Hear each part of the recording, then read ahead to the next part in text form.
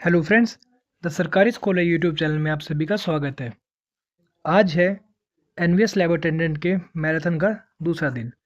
तो स्टार्ट करते हैं हम अपने पहले क्वेश्चन से। For a fire caused by short circuiting of an electric circuit, what should not be done? A, throw water in the area. B, throw dry sand in the area. C, switch off the main electric supply. D, use a fire extinguisher. बिजली के circuit में short circuit के कारण लगी आग के लिए क्या नहीं करना चाहिए? उस जगह पर पानी फेंके। उस जगह पर सूखी रेत फेंके। सी, मुख्य बिजली आपूर्ति बंद कर दे। या डी, अग्निशामक यंत्र का प्रयोग करे। तो कहीं भी अगर शॉर्ट सर्किट से यानी कि बिजली से आग लगती है तो हमें वहाँ पे पानी का यूज़ नहीं करना चाहिए। तो करेक्ट आंसर है आपका throw water in the area, यानी कि पानी का यूज़ वहाँ पे ना किया जाए। नेक्स्ट क्वेश्चन है, which of the following is an example of a flammable liquid? निम्नलिखित में से कौन सा ज्वलनशील तरल का उदाहरण है?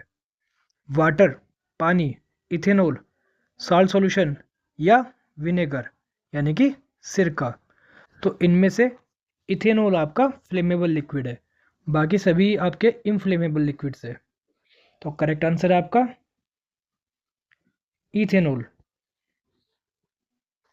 इसके बाद हमारा नेक्स्ट क्वेश्चन है, a sharp image of a distant object is obtained on a screen by using a convex lens.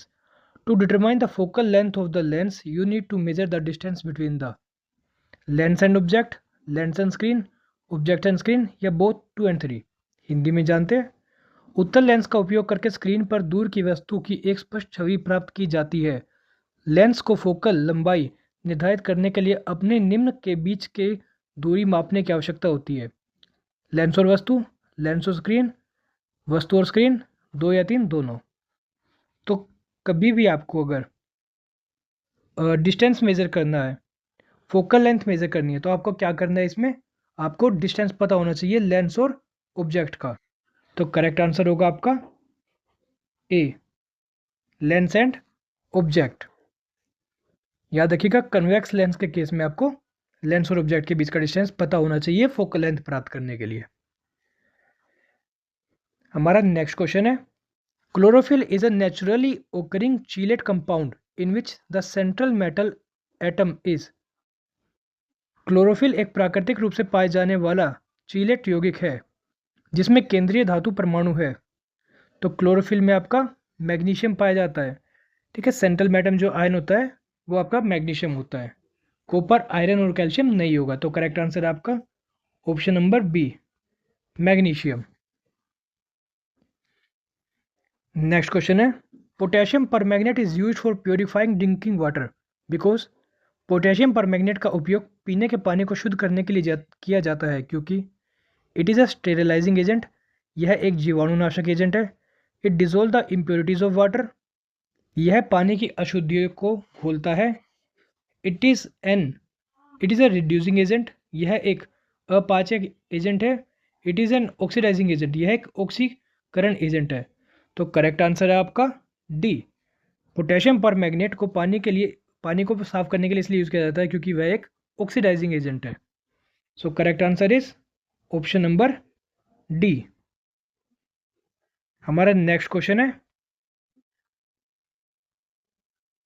What is the function of a stopwatch in physics experiment? भौतिक प्रयोग में स्टॉपवॉच का क्या कार्य है? टू मेजर टेम्परेचर, तापमान मापना। To determine volume, आयतन निर्धारित करना। To record in time intervals, समय अंतराल रिकॉर्ड करना। To analyse data patterns, data pattern का विश्लेषण करना। तो स्टॉपवॉच किस लिए यूज़ की जाती है आपकी? Record, to decode time intervals, यानी कि समय अंतराल को रिकॉर्ड करने के लिए फिजिक्स एक्सपेरिमेंट्स में। सो करेक्ट आंसर है आपका फोर्थ।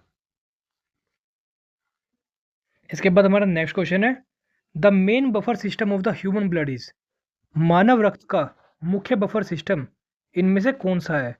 तो मानव रक्त का मुख्य बफर सिस्टम होता है कार्बोनिक एसिड और बाइकार्बोनेट सिस्टम। तो इसमें से कार्बोनिक एसिड और बाइकार्बोनेट सिस्टम है आपका ऑप्शन नंबर ए, H2CO3 आपका कार्बोनिक एसिड है और HCO3 माइनस आपका बाइकार्बोनेट है। तो यही आपका मेन बफर सिस्टम होता है ह्यूमन ब्लड का। इसके बाद हमारा नेक्स्ट क्वेश्चन है, in fireworks the green flame is produced because of. आतिशबाजी में हरी लौ किस कारण से उत्पन्न होती है? Sodium, B barium, C Mercury या डी पोटेशियम। तो ग्रीन फ्लेम आपकी बैरियम की वजह से प्रोड्यूस होती है। सोडियम, मरकरी और पोटेशियम नहीं होते फायरवर्क्स में। और आपके क्या जो ग्रीन कलर आता है किससे आता है? आपका बैरियम से आता है। So correct answer is barium. इसके बाद हमारा नेक्स्ट क्वेश्चन है, when an iron nail gets rusted iron oxide is formed. जब लोहे की कील पर जंग लग जाता है तो आयरन ऑक्साइड बनता है। A without any change in the weight of the colour, कील के वजन में कोई बदलाव नहीं होता। B with decrease in the weight of the nail, कील के वजन में कमी आती है। C with increase in the weight of the nail, कील के वजन में वृद्धि होती है। या D without any change in colour और वेट ऑफ द नेल, कील के रंग या वजन में कोई बदलाव नहीं होता। तो कभी भी जब देखिए, जब आयरन पे जंग लगता है तो उसमें ऑक्सीजन की जो एक परत है वो चढ़ जाती है, तो यह उसे बोलते हैं Fe2O3। आयरन ऑक्साइड का ये फॉर्मूला होता है, तो इसकी परत चढ़ जाती है। तो जब एडिशनल आपकी ऑक्सीजन आ रही है तो क्या होगा, आपके जो वेट होगा Fe का, पहले तो देखिए आयरन की जो नेल थी उसमें कोई वो नहीं था Fe के अलावा, बट अब ऑक्सीजन और ऐड हो गया तो क्या हो गया, उसका वेट बढ़ जाएगा, इंक्रीज हो जाएगा। तो क्या होगा, जब भी जंग लगेगा किसी आयरन के ऑब्जेक्ट में तो उसका वजन क्या हो जाता है, बढ़ जाता है। इसके बाद नेक्स्ट क्वेश्चन है, व्हाट आर सोप्स। साबुन क्या है? A salts of silicate, silicate के लवण। B mixture of glycerol and alcohol, glycerol और अल्कोहल का मिश्रण। सी सोडियम और potassium sort of heavier fatty acid, भारी फैटी एसिड के सोडियम या पोटेशियम लवण। या D esters of heavy fatty acids, भारी फैटी एसिड के ईस्टर। तो करेक्ट आंसर है आपका ऑप्शन नंबर सी, सोडियम और पोटेशियम सोल्ट के हैवियर फैटी एसिड्स। ठीक है, तो सोप्स जो होती है आपकी वो क्या होती है, फैटी एसिड्स होती है, भारी फैटी एसिड होती है सोडियम और पोटेशियम के लवणों की। इसके बाद हमारा नेक्स्ट क्वेश्चन है, which of the following statements best explains why only sulphuric acid is commonly used in redox reaction while HCl and HNO3 are not performed. Hindi में देखते हैं, निम्नलिखित में से कौन सा कथन सबसे अच्छी तरह से बताता है कि रेडॉक्स प्रतिक्रियाओं में केवल सल्फ्यूरिक एसिड का ही प्रयोग किया जाता है जबकि HCl और HNO3 का उपयोग नहीं किया जाता। Option A sulphuric acid is a strong reducing agent making it ideal for the redox reaction. Sulphuric acid एक मजबूत अपाचक एजेंट है जो इसे रेडॉक्स प्रतिक्रियाओं के लिए आदर्श बनाता है। HCl and HNO3 are not suitable for redox reaction due to their weak acidic properties। HCl और HNO3 अपने कमजोर एसिड गुणों के कारण रेडॉक्स प्रतिक्रियाओं के लिए उपयुक्त नहीं है। या फिर option number D HCl and HNO3 are highly reactive acids that may interfere with the desired redox reaction। HCl और HNO3 अत्यधिक प्रतिक्रियाशील एसिड है जो वांछित रेडॉक्स प्रतिक्रिया में हस्तक्षेप कर सकते हैं। तो करेक्ट आंसर आपका क्या होगा, डी। अब देखिए जो H2SO4 है वो क्यों सही रहता है रेडॉक्स रिएक्शन के लिए, वो इसलिए क्योंकि जो HCl और HNO3 आपके ये काफ़ी ज़्यादा स्ट्रॉन्ग हो जाते हैं और ये रेडॉक्स रिएक्शन में ही, जो अगर आप इसमें से रेडॉक्स रिएक्शन कराओगे तो ये उसमें इंटरफेयर करने की कोशिश करेंगे क्योंकि ये ज़्यादा स्ट्रॉन्ग होते हैं। तो करेक्ट आंसर क्या हो जाएगा आपका, इसका ऑप्शन डी। ठीक है, HCl and HNO3 are highly reactive that may interfere with the desired redox reaction. ठीक है, हिंदी पे भी आप टिक कर लीजिए। इसके बाद हमारा नेक्स्ट क्वेश्चन है, what is the SI unit of electric current. विद्युत धारा की SI इकाई क्या है? वोल्ट, एम्पियर, सी वॉट या डी ओम। तो इलेक्ट्रिक करंट की SI यूनिट पता है आपको, एम्पियर होती है। तो correct answer is ampere. Next question is, what should not be done if a student accidentally inhales SO2 gas. यदि कोई छात्र गलती से SO2 गैस अंदर ले ले तो क्या नहीं करना चाहिए? तो मान लीजिए अगर आप लेबोरेटरी में एक्सपेरिमेंट्स करा रहे हैं, तो निम्नलिखित में से कौन सा कथन आपको या कौन सा काम नहीं करना? A, the victim should be taken at once to the open area, पीड़ित को तुरंत खुले स्थान पर ले जाना चाहिए। B, let the student breathe deeply, छात्र को गहरी सांस लेने दें। C, let the student inhale ammonia vapours, छात्र को अमोनिया वाष्प अंदर लेने दें। या D, the student should be given fruit juice और लेमन जूस टू ड्रिंक, छात्र को फलों का रस या नींबू का रस पीने के लिए देना चाहिए। तो देखिए, जो SO2 गैस होती है आपकी सल्फर डाइऑक्साइड, ये बहुत ही एक स्ट्रॉन्ग गैस होती है, काफ़ी खतरनाक गैस होती है। ठीक है, तो हम इसका यूज़ करते हैं, इसका एक्सपेरिमेंट्स भी होते हैं लेबोरेटरी में। और इसकी जो स्मेल होती है वो बड़ी पंजेंट होती है, एकदम रोटेड एग्स जैसी होती है, रोटन एग्स जैसी। ठीक है, तो अगर कोई इसे ज़्यादा अंदर ले ले तो उसको लिए दिक्कत भी हो सकती है। तो हमें इसमें से क्या नहीं करना है? Let the student inhale ammonia vapours, यानी कि सी, छात्र को अमोनिया के वाष्प अंदर लेने नहीं देने हैं। नेक्स्ट क्वेश्चन है, what is the SI unit of electric potential, विद्युत धारा विभव की SI इकाई क्या है? ए ओम, बी वाट, सी वोल्ट, या डी एम्पेयर। तो इलेक्ट्रिक पोटेंशियल यानी कि विद्युत विभव की आपकी क्या होती है SI यूनिट? वोल्ट। इसके बाद हमारा नेक्स्ट क्वेश्चन है, which of this is a primary standard oxidising agent in a redox titration, इनमें से कौन सा रेडॉक्स अनुमापन में प्राथमिक मानक ऑक्सीकरण एजेंट है? ए K2CO Cr2O7, बी मोहर सोल्ट, सी KMnO4, या डी ऑक्सैलिक एसिड। तो देखिए, दो आपके इनमें से ऑक्सीडाइजिंग एजेंट है। एक तो आपका K2Cr2O7, जिसे हम बोलते हैं पोटेशियम डाइक्रोमेट, एक आपका KMnO4। ठीक है, आपका पोटेशियम परमैंगनेट। तो आपका इनमें से प्राइमरी क्या होगा? प्राइमरी होगा आपका K2Cr2O7। ठीक है, और वो क्यों होगा? देखिए, जो पोटेशियम डाइक्रोमेट है, इसे क्या बोलते हैं हम? Potassium dichromate. ठीक है, पोटेशियम डाइक्रोमेट। एक तो ये इजी होता है बनाना, इजीली हम इसे बना सकते हैं। ठीक है, K2Cr2O7 को। और दूसरा, ये ज़्यादा स्टेबल है, रिलेटिवली ज़्यादा स्टेबल होता है इन बाकी सभी से। ठीक है, और ऑक्सीडाइजिंग एजेंट भी अच्छा होता है, KMnO4 से भी बेटर होता है ये। तो इसीलिए हम इसको primary standard oxidising agent use करते हैं रेडॉक्स टाइट्रेशन में। इसके बाद हमारा नेक्स्ट क्वेश्चन है, which of the following is an example of a chemical reaction, निम्नलिखित में से कौन सा रासायनिक अभिक्रिया का उदाहरण है? ए बॉइलिंग वाटर, उबलता पानी, B dissolving sugar in water, पानी में चीनी घोलना, सी बर्निंग वुड, लकड़ी जलाना, या डी क्रशिंग अ कैन, डिब्बे को कुचलना। तो केमिकल रिएक्शन वे रिएक्शन होते हैं जिनमें कि कोई नया प्रोडक्ट बने।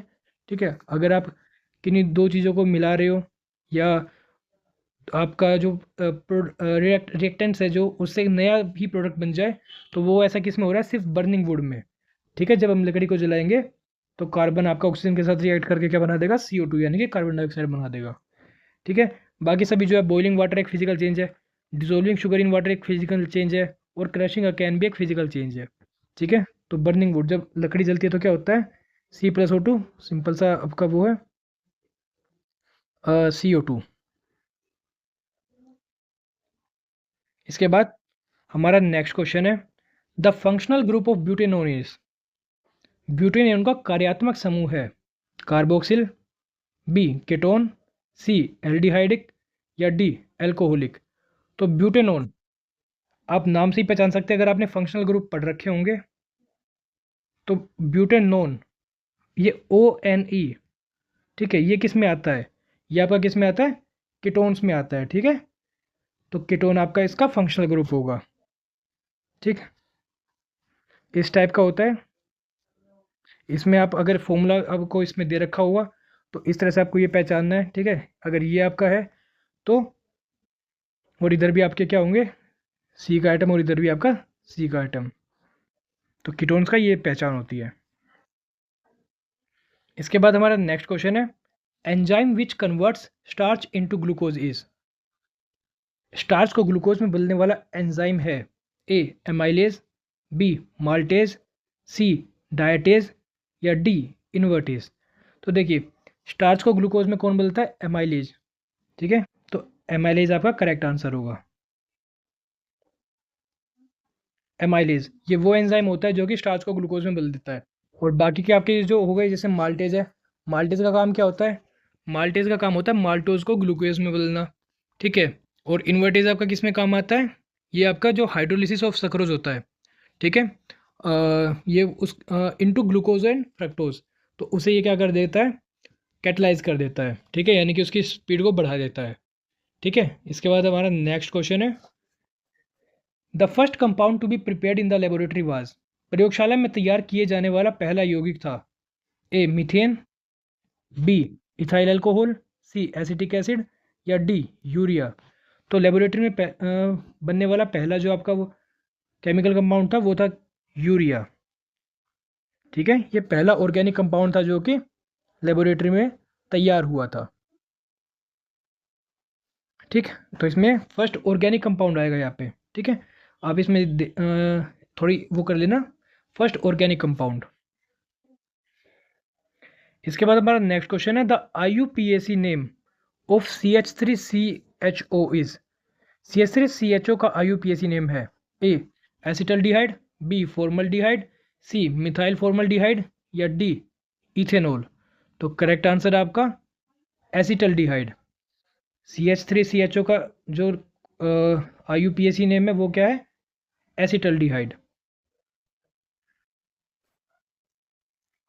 इसके बाद नेक्स्ट क्वेश्चन है, rectified spirit is, rectified spirit है 50% इथेनॉल, 80% इथेनॉल, 95% इथेनॉल, या 40 to 50% इथेनॉल। तो रेक्टिफाइड स्पिरिट हम किसे बोलते हैं? 95% इथेनॉल सॉल्यूशन को हम क्या बोलते हैं? Rectified spirit, okay. So correct answer है आपका ऑप्शन नंबर सी। इसके बाद हमारा नेक्स्ट क्वेश्चन है, डाइल्यूट एल्केलाइन KMnO4 इज, तनु क्षारीय विलयन KMnO4 है an oxidising agent, A reducing agent, C a bleaching powder, या नन ऑफ दिस। तो जो आपका KMnO4 है वो क्या होता है? एक ऑक्सीडाइजिंग एजेंट होता है। अब एक चीज़ आप एक और ध्यान रखिएगा कि KMnO4 को हम क्या बोलते हैं? KMnO4 को बेयर्स रीजेंट के नाम से भी जाना जाता है, ठीक है। बेयर्स रीजेंट, एक जर्मन साइंटिस्ट है बेयर, ठीक है, उनके नाम पे ये पड़ा है बेयर्स रीजेंट। इसके बाद हमारा नेक्स्ट क्वेश्चन है, proteins after digestion are converted into, पाचन के बाद प्रोटीन निम्न में परिवर्तित हो जाते हैं, 1 carbohydrate, second small globules, third amino acids, या फोर्थ स्टार्च। तो देखिए, प्रोटीन्स आपके जब डाइजेस्ट करते हैं प्रोटीन्स को, तो प्रोटीन्स क्या होती है? एमिनो एसिड्स के ही जो चेन होती है उसे हम प्रोटीन्स बोलते हैं। तो जब वो डाइजेस्ट होता है तो वो किस में मिल जाता है? वापस से टूट के एमिनो एसिड्स में। सो करेक्ट आंसर है आपका एमिनो एसिड, थर्ड। इसके बाद हमारा नेक्स्ट क्वेश्चन है, carbohydrates in the plants are stored in the form of, पौधों में कार्बोहाइड्रेट किस रूप में संग्रहित होते हैं, 1 glycogen, second starch, third glucose, या फोर्थ माल्टोज। तो पौधों में जो कार्बोहाइड्रेट है वो किसकी फॉर्म में स्टोर रहता है? स्टार्च की फॉर्म में। तो करेक्ट आंसर है आपका ऑप्शन नंबर सेकंड। इसके बाद हमारा नेक्स्ट क्वेश्चन है, respiratory pigment in human body is, मानव शरीर में श्वसन वर्णक है, नंबर 1 क्लोरोफिल, वाटर यानी कि पानी, ब्लड या रक्त, या थर्ड हेमोग्लोबिन। तो रेस्पिरेटरी पिगमेंट ह्यूमन बॉडी का क्या होता है? हेमोग्लोबिन। हेमोग्लोबिन ही ऑक्सीजन को एक जगह से दूसरी जगह पे लेके जाता है, क्योंकि देखो क्लोरोफिल तो हो ही नहीं सकता क्योंकि ह्यूमन बॉडी में क्लोरोफिल नहीं होता, वाटर भी नहीं हो सकता, ठीक है। ब्लड में ही हेमोग्लोबिन होता है, ठीक है, और हेमोग्लोबिन ही ऑक्सीजन, हेमोग्लोबिन से ही अटैच होकर ऑक्सीजन एक जगह से दूसरी जगह जाती है। तो रेस्पिरेटरी पिगमेंट किसे बोलते हैं? हम हेमोग्लोबिन को बोलेंगे। नेक्स्ट क्वेश्चन है हमारा, dash is not a biodegradable pollutant, dash एक जैव निम्नीकरणीय प्रदूषक नहीं है। बायोडिग्रेडेबल पोल्यूटेंट किसे कहते हैं हम? ऐसे पोल्यूटेंट्स जो कि, या ऐसा कोई भी पदार्थ जो कि घुल जाए प्रकृति में, वापस से विलुप्त हो जाए, या बिना हमें नुकसान ना पहुंचाए या प्रकृति को भी नुकसान बिना पहुंचाए, ऐसे घुल जाए। तो देखिए, पेपर आपका एक बायोडिग्रेडेबल पोल्यूटेंट है, भले ही वो जलाए पोल्यूशन करे बट बायोडिग्रेडेबल हो जाता है। कॉटन क्लॉथ भी है, कॉटन भी है, बट डीडीटी आपका एक बायोडिग्रेडेबल पोल्यूटेंट नहीं है। तो करेक्ट आंसर है आपका ऑप्शन नंबर 4। इसके बाद हमारा नेक्स्ट क्वेश्चन है, which of the following is terrestrial ecosystem. निम्नलिखित में से कौन सा स्थलीय पारिस्थितिकी तंत्र है। नेचुरल फॉरेस्ट, एक प्राकृतिक जंगल, एक झील, एक तालाब या एक मछली घर। तो देखिए लेक, पॉन्ड और एक्वेरियम तो आपके पानी से रिलेटेड हो गए, हमें बताना है स्थलीय। तो स्थलीय क्या होता है आपका, फॉरेस्ट यानी कि जंगल। तो जंगल एक टेरेस्ट्रियल इकोसिस्टम है। इसके बाद हमारा नेक्स्ट क्वेश्चन है, the functional unit of environment is. पर्यावरण की कार्यात्मक इकाई है ए 1 इकोसिस्टम या पारिस्थितिकीकरण तंत्र, बी नाइट्रोजन, थर्ड कार्बन या फोर्थ ऑक्सीजन। तो इन्वायरमेंट की जो फंक्शनल यूनिट है वो क्या है, इकोसिस्टम। इसके बाद हमारा नेक्स्ट क्वेश्चन है, the electronic configuration of 3 elements X Y and Z are as follows. x equals to 4, y equals to 7, z equals to 1. Which two elements will combine to form an ionic compound and write the correct formula। तो देखिए क्या क्या रखा है, 3 तत्व x, y और z का electronic विन्यास इस प्रकार है, x 2 4, y 2 7, z 2 1। तो कौन से दो तत्व मिलकर आयनिक यौगिक बनाएंगे और सही सूत्र लिखिए। तो देखिए सबसे पहले हम देख लेते हैं x की। इनमें से देखिए आयनिक कंपाउंड्स क्या होते हैं, पहले तो वो देखिए आप। आयनिक कंपाउंड्स ऐसे कंपाउंड्स होते हैं जिसमें कि एक आपका जो एलिमेंट होगा या एक एटम होगा वो तो इलेक्ट्रॉन देगा और दूसरा उससे इलेक्ट्रॉन लेगा, ठीक है। तो जैसे मान लीजिए अगर कोई किसी के पास 2 देने के लिए है और किसी के पास 2 इलेक्ट्रॉन्स लेने के लिए है, तो वो 2 वाला 2 को उसको जिसको चाहिए वो दे देगा, उसे 2 एक्स्ट्रा होंगे ना उसके पास। तो अभी देखते हैं। तो यहाँ से हमें पता चल रहा है कि जो एक्स और वाई, देखिए ध्यान से देखिएगा आप, एक्स है 2 4, वाई है 2 7 और जेड है 2 1। तो लास्ट का जो होता है उसे कंप्लीट करने के लिए कितना होना चाहिए, या तो आपके पास आखिरी वाले में 2 होने चाहिए वैलेंस शेल में, या 8 होने चाहिए। तो अब देखिए वाई और जेड को आप ध्यान से देखिएगा।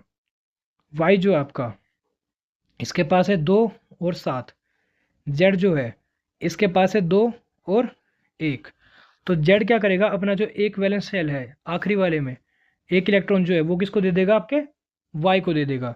और इसके पास कितने हो जाएंगे, इसके पास अब बन जाएंगे 2 और 8, और इसके पास बन जाएंगे 2 और 0। एक्चुअली में रहेगा ही नहीं इसके पास, तो इसके वैलेंस शेल ये हो जाएगा और इसके में 8 हो जाएंगे, तो पूरा पूरा हो जाएगा। तो और कितना होगा ये, एक ही इलेक्ट्रॉन इसे देगा। तो वाई और जेड ही मिलके आपस में क्या बनाएंगे, आपका कंपाउंड बनाएंगे। तो इसमें से आप देखिए वाई और जेड किस में है, option number B is the correct answer, ठीक है। तो जेड वाई ये आपका कंपाउंड एक आयनिक कंपाउंड बना देंगे। इसके बाद हमारा नेक्स्ट क्वेश्चन है, which of the following property is generally not shown bye metals. निम्नलिखित में से कौन सा गुण धातु द्वारा सामान्यतः प्रदर्शित नहीं किया जाता है। ए इलेक्ट्रिकल कंडक्शन या विद्युत चालन, बी सोनोरस ध्वनिमय, सी डलनेस मंदता, या फिर डी डक्टिलिटी तन्यता। तो देखिए मेटल्स क्या शो नहीं करते, इलेक्ट्रिकल कंडक्शन शो करते हैं, बिल्कुल करते हैं। सोनोरस यानी कि जब उन पे चोट लगती है तब वे आवाज़ करते हैं, बिल्कुल करते हैं। डलनेस, क्या मेटल्स डल होते हैं, नहीं। डक्टाइल होते हैं, यस। तो करेक्ट आंसर क्या हो जाएगा आपका, डलनेस। इसके बाद हमारा नेक्स्ट क्वेश्चन है, which one of the following metals do not react with cold as well as hot water. निम्नलिखित में से कौन सी धातु ठंडे और गर्म पानी के साथ प्रतिक्रिया नहीं करती है। तो निम्नलिखित में से आपके सोडियम भी करेगा आपका, ठीक है, कैल्शियम भी करेगा, मैग्नीशियम भी करेगा, आयरन। आयरन आपका ना ठंडे पानी के साथ ना गर्म पानी के साथ रिएक्ट करेगा। तो करेक्ट आंसर क्या हो जाएगा आपका, आयरन। नेक्स्ट क्वेश्चन है, which of the following pair of metals exist in their native state in nature. निम्नलिखित में से कौन से धातु का कौन सा युग्म प्रकृति में अपनी मूल अवस्था में मौजूद है।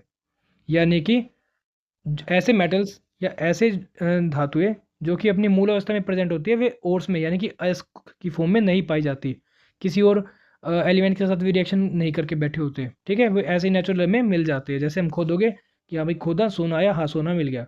ठीक है, सिल्वर आया, सिल्वर मिल गया। तो करेक्ट आंसर आपका क्या होता है, सोना और चांदी होगा। और सोना और चांदी इनमें दे रखा होगा आपको। तो इसके लिए आपको ये भी याद होने चाहिए इनके सिंबल्स। तो एजी और एयू, एजी किसका होता है, एजी आपका किसका होता है, सिल्वर का, यानी कि चांदी का। ठीक है, और एयू, एयू किसका होगा आपका, गोल्ड का। आई होप आपको इतना तो पता ही होगा। इसके बाद हमारा नेक्स्ट क्वेश्चन है, the atomic number of an element x is 12। किसी एलिमेंट का, ठीक है, एटॉमिक नंबर क्या है, 12 है। Which inert gas is nearest to X. कौन सी इनर्ट गैस एक्स के सबसे पास में है, पास में मतलब कि एटॉमिक नंबर से पास में। तो 12 किसका होता है आपका, मैग्नीशियम का होता है।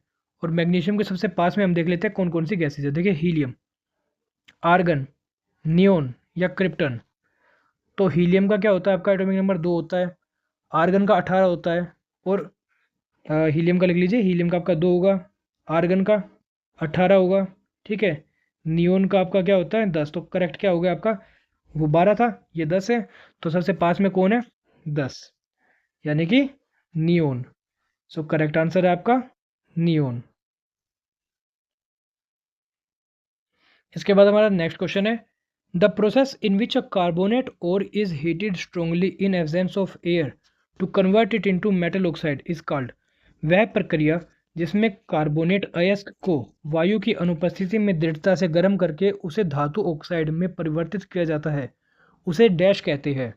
ए, रोस्टिंग या भूनना, बी, रिडक्शन अपचयन, सी, निस्तापन या कैल्सिनेशन, या डी, स्मेल्टिंग।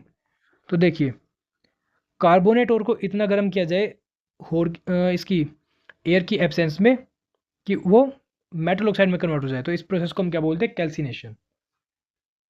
ठीक है, तो करेक्ट आंसर क्या होगा आपका, कैल्सिनेशन। हमारा नेक्स्ट क्वेश्चन है, which of the following is the correct arrangement of the given metals in ascending order of their reactivity. यानी कि इनमें से कौन सा रिएक्टिविटी का ऑर्डर करेक्ट है।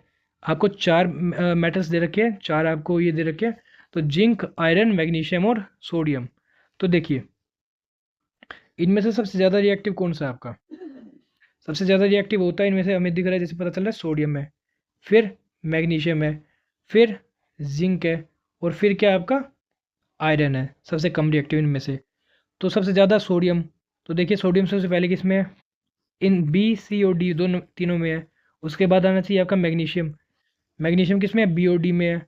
फिर आना चाहिए आपका जिंक, जिंक किस में है, डी में है। तो करेक्ट आंसर क्या हो जाएगा आपका, डी। इसके लिए आपको रिएक्टिविटी सीरीज आपको याद होनी चाहिए। एक क्वेश्चन पक्का आएगा, एक से ज़्यादा भी आ सकते हैं। नेक्स्ट क्वेश्चन है, which among the following, which one among the following is an acidic oxide. निम्नलिखित में से कौन सा एक अम्लीय ऑक्साइड है। तो अम्लीय ऑक्साइड कौन सा इनमें से, Na2, CO, CO2 या Al2O3। तो देखिए, जो कार्बन डाइऑक्साइड होती है आपकी, वो क्या होती है, एसिडिक होती है नेचर में। तो करेक्ट आंसर क्या होगा आपका, CO2, यानी कि कार्बन डाइऑक्साइड। अब देखिए, कार्बन डाइऑक्साइड एसिडिक इसलिए होती है क्योंकि ये पानी में घुल जाती है। ठीक है, जब पानी में घुलेगी ना, तो पानी में घुल के क्या बनाती है, कार्बोनिक एसिड। ओके, क्या बनाएगी, कार्बोनिक एसिड, H2CO3 बना देती है। ठीक है, जो कि क्या होता है, एक एसिड है, वीक एसिड है, बट एसिड है। ठीक है, तो आपसे ये क्वेश्चन भी पूछा जा सकता है कि कार्बन डाइऑक्साइड क्यों एसिडिक है। ठीक है, तो आप बता सकते हो कि due to when it is dissolve in water it forms carbonic acid और H2CO3। इसके बाद हमारा नेक्स्ट क्वेश्चन है, which of the given non metal is a liquid. दी गई धातु में से, दी गई अधातु में से कौन सी द्रव है, यानी कि लिक्विड पाई जाती है। ठीक है, तो कोई टेम्परेचर नहीं रखा आपको, तो आपको खुद से मान लेना है कि रूम टेम्परेचर पे लिक्विड पाई जाएगी।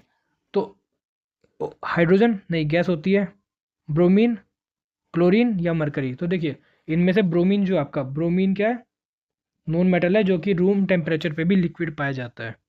ठीक है। मरकरी आपका क्या है, मरकरी भी लिक्विड होता है मगर ये क्या है, एक मेटल है। ठीक है, इसमें आप कंफ्यूज मत हो ना, मरकरी एक मेटल है। ठीक है। और क्लोरीन भी आपकी रूम टेम्परेचर पे गैस में पाई जाती है। इसके बाद हमारा नेक्स्ट क्वेश्चन है, metallic oxides are generally dash in nature. धात्विक ऑक्साइड आमतौर पर डैश प्रकृति के होते हैं, एसिडिक या अम्लीय, बेसिक या क्षारीय, न्यूट्रल या उदासीन, या फिर एम्फोटेरिक या उभयधर्मी, यानी कि एसिड और बेसिस दोनों शो करते हैं।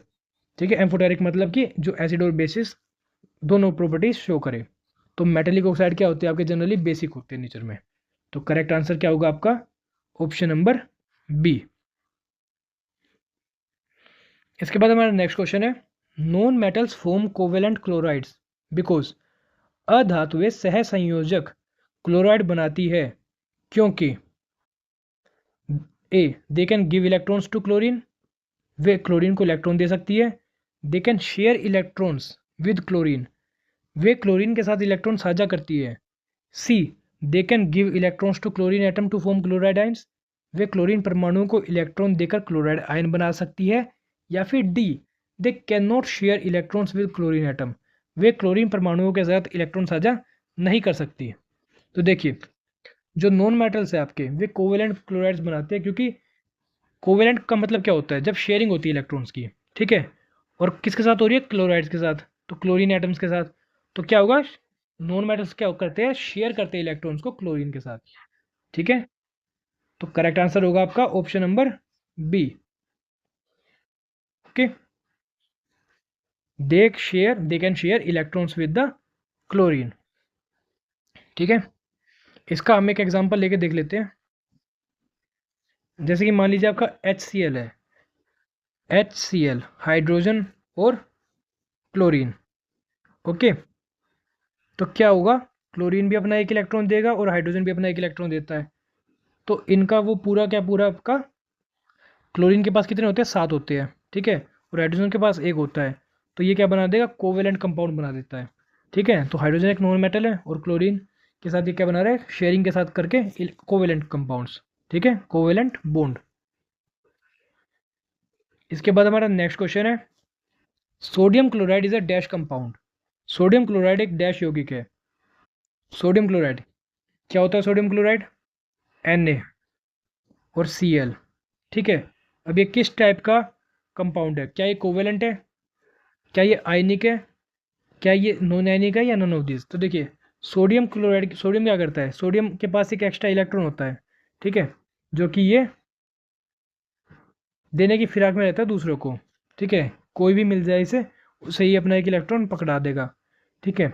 तो क्लोरीन क्या करता है, उस इलेक्ट्रॉन को ले लेता है, तो कंप्लीट ट्रांसफर हो जाता है इलेक्ट्रॉन का। तो कंप्लीट ट्रांसफर जहाँ पे हो जाए इलेक्ट्रॉन का, उसे हम उस टाइप के बॉन्ड्स को क्या बोलते हैं, आयनिक बॉन्ड। ठीक है। तो देखिए, करेक्ट आंसर आपका बी। इसके बाद हमारा नेक्स्ट क्वेश्चन है, a students add some metallic ash in water taken in a test tube. The ash gets completely dissolved in water and the solution changes its color. What should the student do next to test the chemical properties of the product formed? ठीक है, हिंदी में पढ़ते से, एक छात्र परखनली में लिए गए पानी में कुछ धातु की राख मिलाता है। राख पानी में पूरी तरह घुल जाती है और घोल अपना रंग बदल देता है। बनने वाले उत्पाद के रासायनिक गुणों का परीक्षण करने के लिए छात्र को आगे क्या करना चाहिए। A evaporate the solution to get crystal, crystal प्राप्त करने के लिए घोल को वाष्पित कर देना चाहिए। Measure the temperature change using thermometer, thermometer का उपयोग करके तापमान परिवर्तन को मापे। C test the acidity using red litmus paper, लाल लिटमस पेपर का उपयोग करके अम्लता का परीक्षण करें। या D test the basicity using red litmus paper, लाल लिटमस पेपर का यूज करके क्षारीयता का परीक्षण करें। तो देखिए क्या हो रहा है, जब भी हमें, अब देखिए एक मेटेलिक ऐश थी उसके पास, एक स्टूडेंट के पास, उसने क्या किया, उसे घोल दिया। ठीक है। और उसमें कलर भी चेंज हो गया। अब हमें ये पता करना है कि भाई उसमें उसकी केमिकल प्रॉपर्टीज़ क्या है, केमिकल प्रॉपर्टी यानी कि एसिड है या बेस है या क्या है। तो उसका हम कैसे पता करते हैं, लिटमस पेपर से। और लिटमस पेपर, अब देखिए लिटमस पेपर के दो आपके पास ऑप्शन है, ठीक है। एवापोरेट तो हम कर नहीं सकते क्रिस्टल्स लेने के लिए, क्योंकि हमें केमिकल प्रॉपर्टी पता करनी है, ना ही हमें उसका टेम्परेचर नापना। टेम्परेचर से भी हमें केमिकल प्रॉपर्टी का कुछ नहीं पता चलेगा।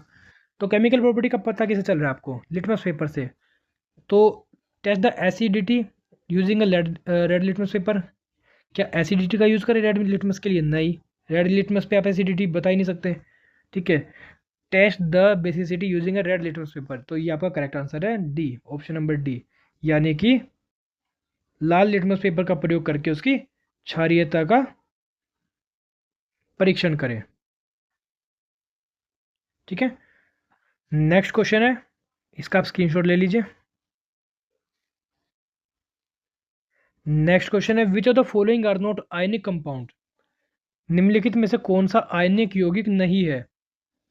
KCl, HCl, CCl4 या NaCl।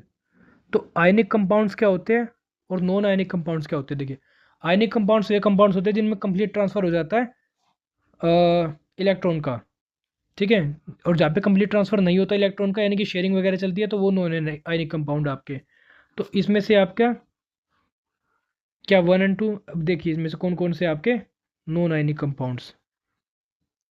तो HCl, एक तो आपको दिख रहा है HCl हाइड्रोजन क्लोराइड, ये कोवेलेंट बॉन्ड बनाता है, ठीक है। एक इलेक्ट्रॉन ये देगा, एक, ठीक है, एक इलेक्ट्रॉन क्लोरीन का यूज होता है शेयरिंग में, और ये बना देता है कोवेलेंट।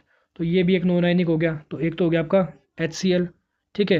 और दूसरा आपको दिख रहा है साफ साफ NaCl। तो अभी देखा हमने, ये एक आयनिक, सॉरी सॉरी, नॉन आयनिक बताना है ना हमें। तो NaCl आपका आयनिक हो गया, KCl भी आपका आयनिक है, CCl4, ठीक है। CCl4 आपका क्या होगा? एक नॉन आयनिक कंपाउंड, ठीक है। सी, 4 Cl यहाँ पे लगेंगे, ठीक है। Cl4 है ना क्योंकि, और ये भी क्या होगा? कोवेलेंट कंपाउंड ही बनाएगा, ठीक। ये दो इलेक्ट्रॉन इसके, दो, एक इसका एक इसका, एक इसका एक इसका, और बना दिया आपका क्या इसने? Covalent compound. तो आपके दो करेक्ट है इसमें, ठीक है, एक HCl और एक CCl4। तो अब देखिए थर्ड और फोर्थ किस में है, सॉरी, सेकंड और थर्ड किस में है? तो सेकंड और थर्ड आपका बी। तो करेक्ट आंसर क्या हो जाएगा आपका? Option number B is the correct answer. इसके बाद हमारा नेक्स्ट क्वेश्चन है, reaction between X and Y forms compound Z. X loses electron and Y gains electron, which of the following properties is not shown by Z. क्या कहा है? हिंदी में पढ़ते, x और वाई के बीच अभिक प्रक्रिया से यौगिक जेड बनता है। एक्स इलेक्ट्रॉन खोता है और वाई इलेक्ट्रॉन प्राप्त करता है। तो देखिए, एक्स इलेक्ट्रॉन खो रहा है, एक खो रहा है और एक ले रहा है, उसे एक दे रहा है और एक ले रहा है, ठीक है। निम्नलिखित में से कौन सा गुण जेड द्वारा प्रदर्शित नहीं होता?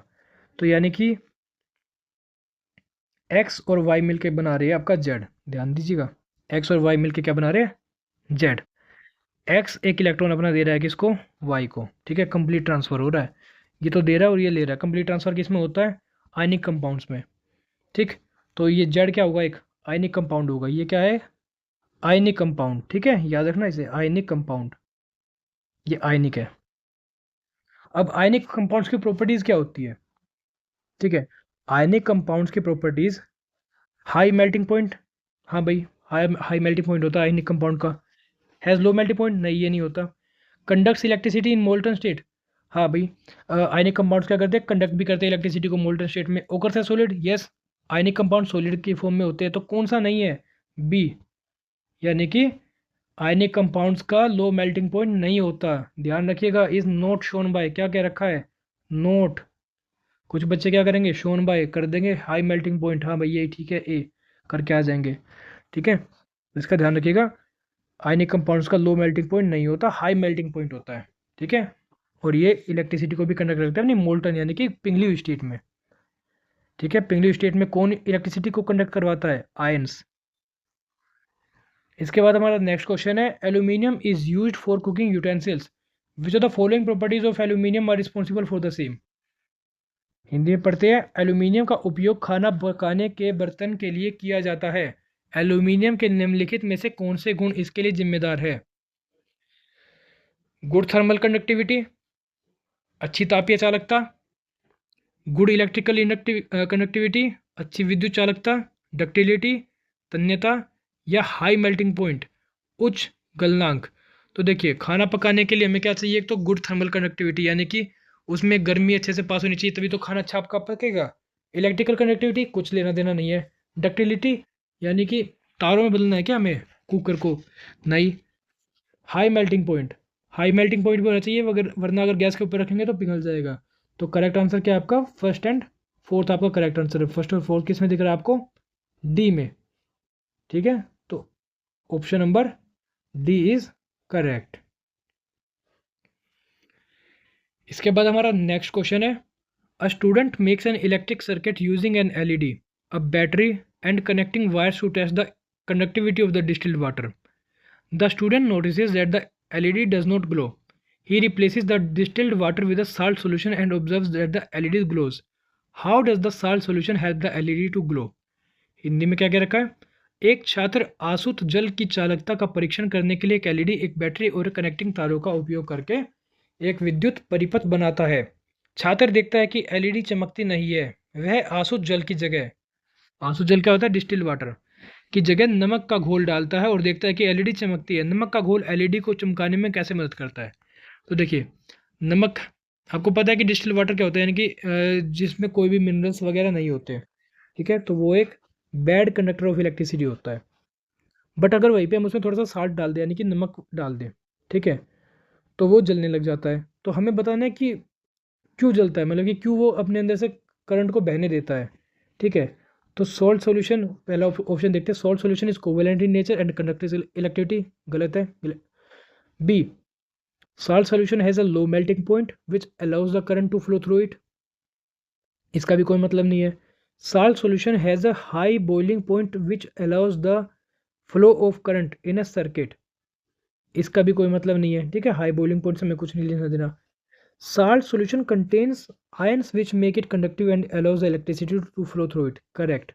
Salt solutions में क्या होता है, salt solution में, ठीक है, जब नमक पानी में घुलता है तो आयन्स रिलीज होते हैं। ठीक है, H प्लस, कौन कौन से आयन्स होते हैं आपके, ठीक है, H, ठीक है, H प्लस, ठीक है, हाइड्रोनियम आयन जिन्हें बोलते हैं। ओके, तो ये आपके क्या करते हैं, इलेक्ट्रिसिटी को कंडक्ट कराते हैं। ठीक है, हाइड्रोनियम आयन से बोला जाता है उन्हें। इसके बाद हमारा नेक्स्ट क्वेश्चन है, generally non metals are bad conductors of electricity but X which is a form of carbon is a good conductor of electricity and is an exceptional non metal. X is, Hindi में क्या देखते हैं, आमतौर पर अधातुएं बिजली का की खराब सुचालक होती है, लेकिन एक्स जो कार्बन का एक रूप है बिजली का अच्छा सुचालक है और एक असाधारण धातु है। तो देखिए कार्बन के, हमें क्या क्या रखा है कि कार्बन की कोई फॉर्म है, ठीक है, जो कि बिजली को अपने अंदर से पास करती है। क्या डायमंड है, नहीं, डायमंड अपने अंदर से बिजली को पास नहीं करती। क्या ग्रेफाइट है, यस, ग्रेफाइट है। ठीक है, ऐसा क्यों होता है, क्योंकि जो ग्रेफाइट का स्ट्रक्चर होता है वो क्या होता है आपका, हेक्सागोनल स्ट्रक्चर होता है। ठीक है, ग्रेफाइट इस तरह से होता है, एक कार्बन आटम आपका और नीचे से ऐसे, इस तरह से ये होता है। ठीक है, और एक कार्बन एटम आपका, ठीक है, 3 कार्बन एटम से जुड़ा होता है। ठीक है, ग्रेफाइट में, और एक जो इलेक्ट्रॉन होता है आपका वो क्या होता है इसमें, फ्री होता है। ठीक है, तो एक आपका इलेक्ट्रॉन क्या होता है, फ्री होता है। तो यही फ्री इलेक्ट्रॉन्स क्या करते हैं अपने अंदर से, यही फ्री इलेक्ट्रॉन्स इलेक्ट्रिसिटी को कंडक्ट कराते हैं ग्रेफाइट के अंदर से। तो जो जैसे पेंसिल का सिक्का हो गया, ठीक है, वो भी आपका कंडक्ट करेगा इलेक्ट्रिसिटी, किसकी वजह से, फ्री इलेक्ट्रॉन्स की वजह से। देखिए याद रखिएगा, जो मोल्टन स्टेट ऑफ आयंस होती है, जो आयनिक कंपाउंड है, उनमें आयंस करवाते हैं कंडक्ट इलेक्ट्रिसिटी को, बट ग्रेफाइट में इलेक्ट्रॉन्स कराते हैं। ठीक है, कौन कराता है, इलेक्ट्रॉन्स। तो करेक्ट आंसर आपका ग्रेफाइट। इसके बाद हमारा नेक्स्ट क्वेश्चन है, which of the following is known as the king of chemical, निम्नलिखित में से किसे रसायनों का राजा कहा जाता है।